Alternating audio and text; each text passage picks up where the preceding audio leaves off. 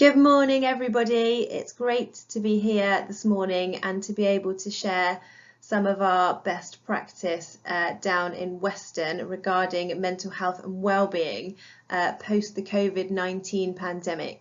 My name is Georgie Ford. I'm the lead specialist in mental health at Weston College, and this webinar this morning will be presented in conjunction with Ros Osborne, who is our strategic manager in SEND, and she will be here after this presentation to answer any questions you may have. So to kick this off this morning, it's always useful to explore some of the current context facing us in the FE sector and what we're dealing with as we're adapting to this now. So as we know, there's no educational springboard for our new and existing FE learners to come back to us in September from. Usually they will have been in education and it's quite a straightforward transition. They've lost all of this due to COVID. And whilst some of our learners will have felt much more connected to others than ever before during this pandemic, others have felt increasingly lonely and increasingly isolated, which we know are immediate risk factors for the development of mental health issues later on down the line. FE provides its own challenges for our learners anyway. It's a strikingly different transition to prior educational shifts. It's much more complex. It signifies a pathway towards adulthood as well. So adding to this, our learners are now being asked to navigate a brand new setting and a brand new way of life with no prior knowledge of this whatsoever. We do know, as part of becoming a psychologically informed environment, if our brains cannot rely on past experience and past schemas, it is quite likely that anxiety will develop as a result of this. So what we're doing here at Weston is taking responsibility as an FE institution to acknowledge and validate all of these complex feelings that our young people will be facing and trying to respond to this accordingly. So moving on to our response and what we're doing post-COVID-19, we're trying to build a model of mental health and well-being that uses this opportunity to actually enhance connections and try and enhance how our learners feel in every aspect of this FE journey for them. We're infusing the positive culture of our mental health and well-being agenda right throughout the curriculum now. So our strategy development for post-COVID-19 has really begun with the question, how will our learners feel about returning to education and what will their relationship now be to the educational world? We're more than aware that they will not be the same learners that left us prior to this pandemic. Therefore, we're working to create a model with flexibility and creativity to diversify what we already have, to empower all of our learners to look out for their own mental health and their own well-being. So our vision. This is the vision. So we want to collaborate. We all want to work in partnership across the whole college to embed mental health and well-being even further into every area of our college with as much accessibility as possible.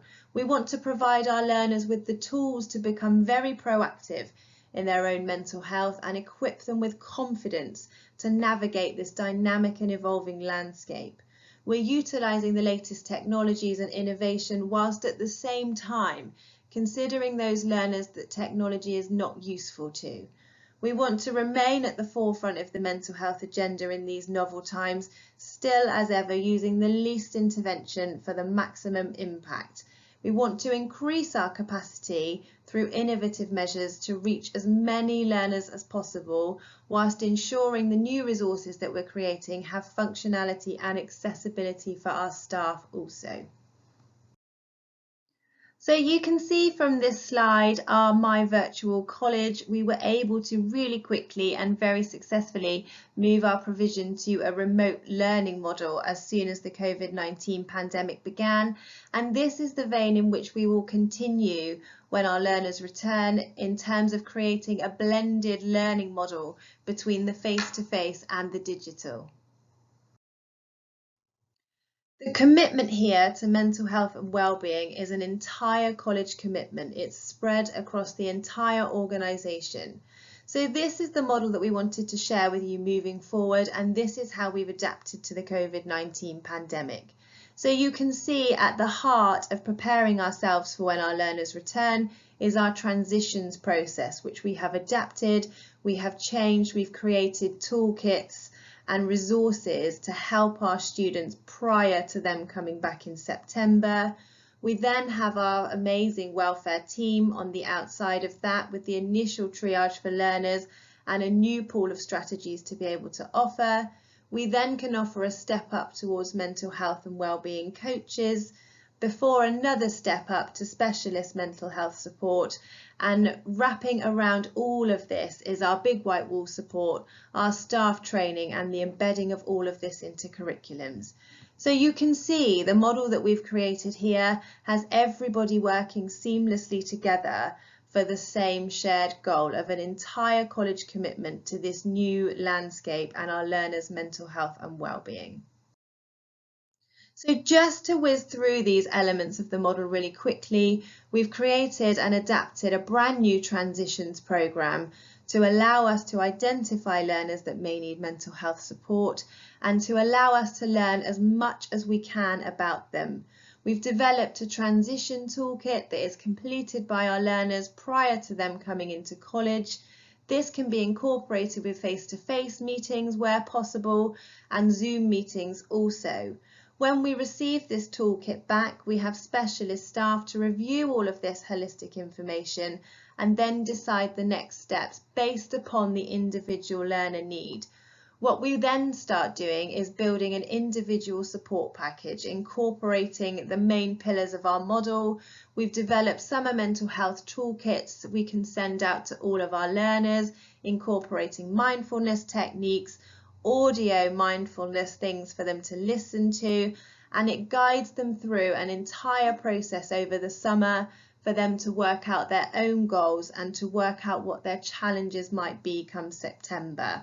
We've also incorporated 3D tours to alleviate the anxiety of our learners and to allow them to create cognitive maps of what they can expect in September.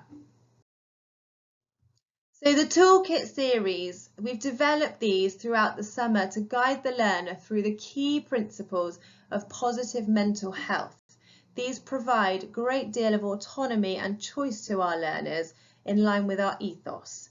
So they can be completed as an e-document or they can be printed. We are aware that some learners are not so happy with the digital method, and that's fine. They go through things like the principles of negative thinking, how to make positive shifts, very basic CBT tools. And we've also incorporated some guiding lessons from the Big White Wall and how to use the site so they can familiarise themselves with the online environment if they choose to do so. If there's a need, they can do this with the guided help of a one-to-one specialist, and it allows them to set their goals for the year ahead.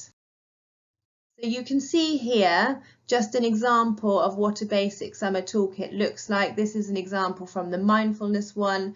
There's elements of journaling that they can do here, and there's links to guide them through what we would suggest are really good Big White Wall tools for helping them in terms of their mental health. So just to introduce to you some of the new innovations that we're hoping to launch in September. These have arisen from a period of reflection, a period of research in terms of what will be facing our learners. So we've devised these to try and reach out to as many learners as possible. So the continuation of our toolkit series, this will continue over the summer, and we've also developed toolkits for learners to be using in September onwards, a really blended mix of online strategies, of guided learning, of face-to-face interaction where possible. You've seen previously an example of the mindfulness one. We also have anxiety toolkits, low mood toolkits, and CBT toolkits. In addition to this, we're hoping to launch a mental welfare series of podcasts for staff and students, focusing on a different aspect of mental health each month. We're hoping to have some guest presenters on that also. We're looking at the Les Mills classes, the Couch to 5K, and as soon as we are permitted and able to really focus on reducing these levels of social isolation and assisting our learners to really rebuild their meaningful peer-to-peer connections. We know learners function really well when they've got a group identity, when they're part of something. So in conjunction with our body and mind framework, we really want to look at innovative ways of rebuilding this. Launching wellbeing challenges. There's a great AOC challenge going on Strava currently. So we're having a look at introducing some wellbeing challenges alongside wellbeing journals to really help students to be accountable for what they are doing to look after their own mental health. Big white wall tutorials we want to launch much wider across the college to ensure that both staff and students are familiar with navigating this if they choose to do so, helping to print them off if they're not familiar with an online environment. Exam resilience seminars in conjunction with a toolkit is something we're looking at introducing as well.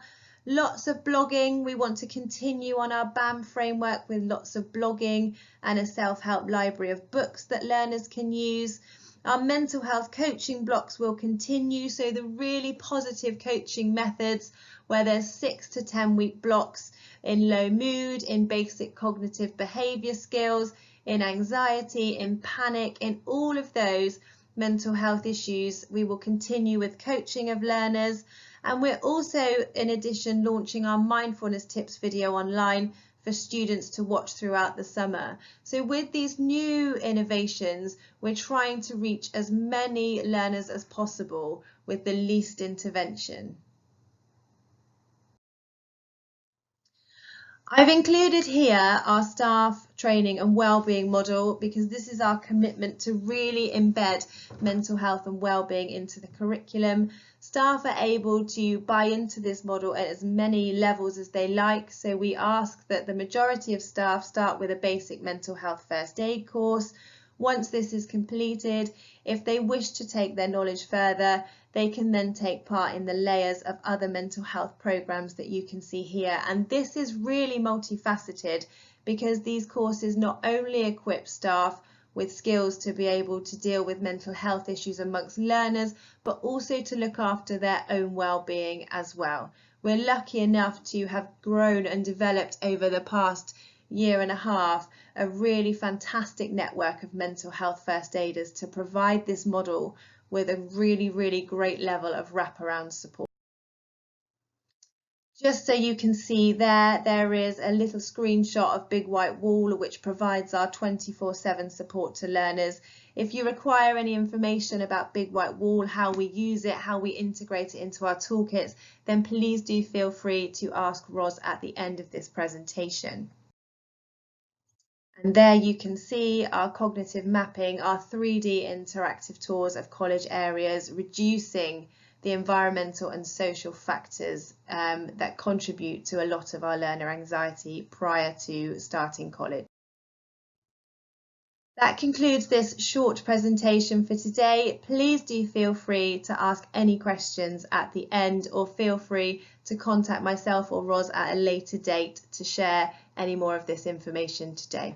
Thank you.